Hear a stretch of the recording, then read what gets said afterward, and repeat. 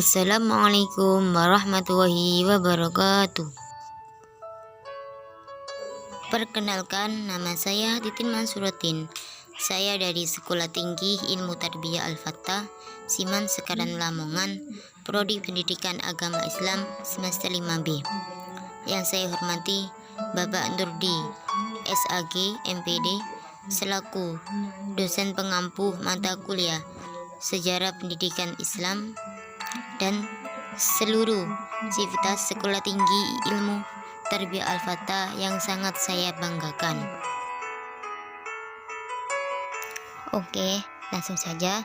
Saya di sini akan memaparkan hasil makalah yang sudah saya susun yang berjudul Pertumbuhan dan Perkembangan Pendidikan Islam pada masa Dinasti Umayyah dan Dinasti Abbasiyah. Yang pertama yang akan saya bahas yaitu tentang pertumbuhan dan perkembangan pendidikan Islam pada masa Dinasti Umayyah. Nah, di sini ada 3 poin yang harus kita perhatikan. Yang pertama yaitu para khalifah, yang kedua pola dan lembaga pendidikan, yang ketiga yaitu pengembangan ilmu pengetahuan. Poin yang pertama yaitu para khalifah. Yang dimaksud di sini para khalifah yaitu para khalifah yang memberikan dorongan dalam bidang pendidikan. Di sini ada 4 khalifah. Yang pertama yaitu Umayyah bin Abi Sufyan, yang kedua Abdul Malik bin Marwan, yang ketiga Hisham bin Abdul Malik, dan yang terakhir yaitu Umar bin Abdul Aziz. Yang kedua yaitu pola dan lembaga pendidikan pada masa Dinasti Umayyah. Pola pendidikan di sini itu bersifat desentralisasi, tidak memiliki tingkatan dan standar umum. Lah, kajian keilmuan yang ada pada periode ini itu tidak hanya berpusat pada Madinah, akan tetapi berpusat di berbagai kota seperti halnya Damaskus, Kufah, Makkah, Madinah, Mesir, dan Palestina. Lembaga pendidikan pada masa Umayyah ini sudah cukup berkembang dengan masa sebelumnya. Adapun lembaga pendidikan Islam pada masa Dinasti Umayyah adalah sebagai berikut. 1. Kutab. Kutab di sini yang dimaksud yaitu tempat di mana dilangsungkan kegiatan tulis menulis. Yang kedua yaitu pendidikan istana. Pendidikan istana yang diselenggarakan dan diperuntukkan khusus bagi anak-anak khalifah dan para pejabat pemerintah. Yang ketiga yaitu majelis sastra.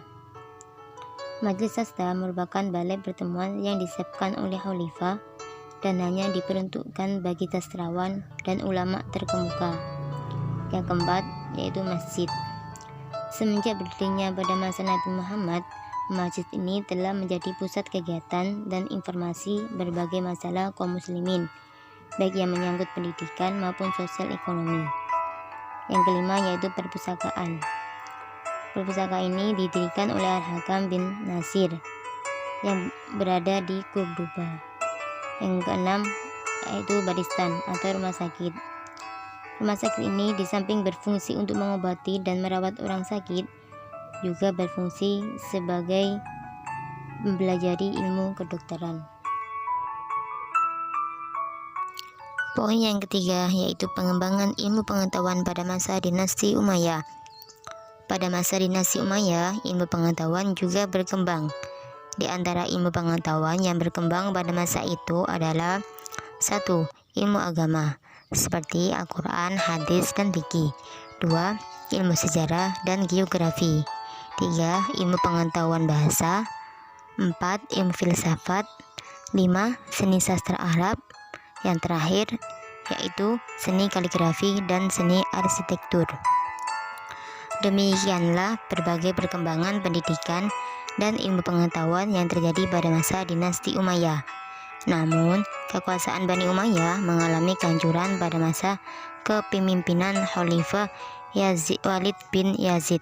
Karena masa itu terjadinya serangan yang dilakukan oleh Bani Abbas yang terjadi pada tahun 132 Hijriah atau 750 Masehi, yang menyebabkan kehancuran dan berakhirnya dinasti Umayyah. Selanjutnya yaitu pertumbuhan dan perkembangan pendidikan Islam pada masa dinasti Abbasiyah. Ya, di sini juga ada 4 poin yang harus kita perhatikan. Yang pertama yaitu faktor-faktor yang mendorong kemajuan pendidikan. Yang kedua, lembaga pendidikan Islam. Yang ketiga, kemajuan ilmu agama. Dan yang keempat yaitu kemajuan ilmu umum. Poin yang pertama yaitu faktor-faktor yang mendorong kemajuan pendidikan Islam pada masa dinasti Abbasiyah. Di sini ada 7 faktor yang mendorong kemajuan pendidikan pada masa dinasti Abbasiyah. Yang pertama yaitu karena adanya kekayaan yang melimpah dari hasil kharaj, baik pertanian maupun perdagangan. Yang kedua, karena perhatian beberapa khalifah yang besar kepada ilmu pengetahuan. Yang ketiga, karena kecenderungan umat Islam di dalam menggali dan mengembangkan ilmu pengetahuan sangat besar sekali. Yang keempat, karena kondisi masyarakat Irak yang mendesak perlunya suatu ilmu baru karena sungai Dajlah dan Furat menuntut penataan sistem pengairan yang lebih baik serta pengelolaan perpajakan yang lebih sempurna. Yang kelima yaitu karena umat Islam pada saat itu telah bercampur baur dengan orang-orang Persia, terutama Mawali. Mereka inilah yang memindahkan ilmu pengetahuan dan filsafat dari bahasa mereka ke dalam bahasa Arab. Yang keenam yaitu karena kota Baghdad sebagai pusat pemerintahan. Yang ketujuh yaitu karena lancarnya hubungan kerjasama dengan negara-negara maju seperti halnya negara India.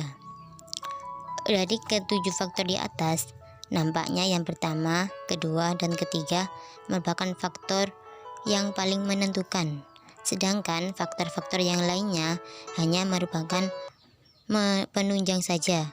Sekalipun demikian, keterkaitan satu dengan yang lainnya juga turut berpengaruh.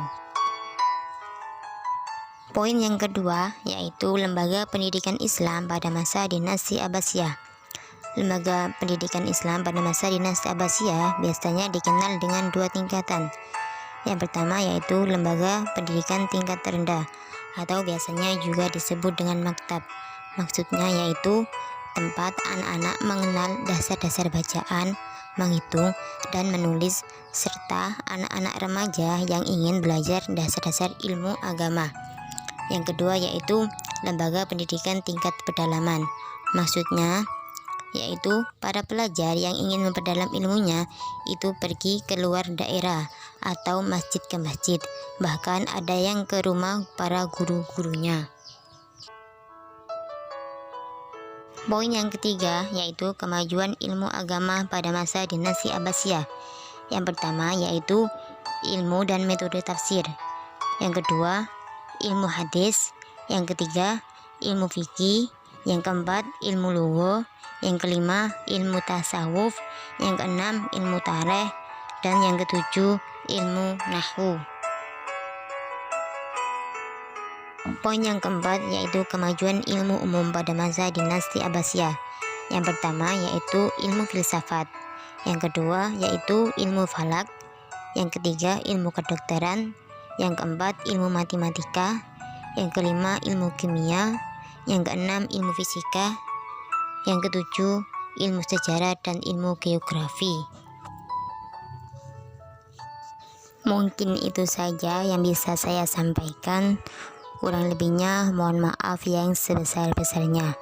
Wassalamualaikum warahmatullahi wabarakatuh.